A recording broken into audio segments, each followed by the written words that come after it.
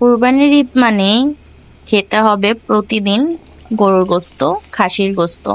তো এসব খেতে আর ভালো লাগছে না, ভাবলাম আজকে একটু শুটকি ভর্তা খাই, কিন্তু শুটকি ভর্তা বানানোর আলসামিতে আর ওটা খেতে পারলাম না। তো আজকে তৈরি করছি চ্যাপা শুটকির চাশনি, যেটা খুব ইজিলি তৈরি করে ফেলতে পারবো।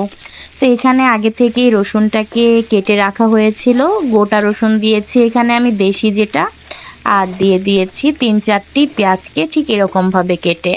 এবার এতে পর্যাপ্ত পরিমাণ সয়াবিন তেল দিয়ে ভালো করে পেঁয়াজ আর রসুনটাকে আমি ভেজে নিব।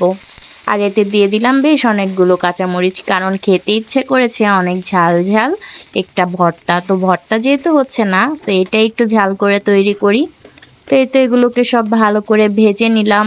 ভাজা হয়ে গেলে এতে দিয়ে দিব স্বাদ মতো লবণ, আর দিয়ে দিব হলুদ গুঁড়ো, মরিচ গুঁড়ো আর ধনিয়ার গুঁড়ো। এই 3টা মশলাই এতে ইউজ করতে হয়, এর বেশি কিছুই দিতে হয় না।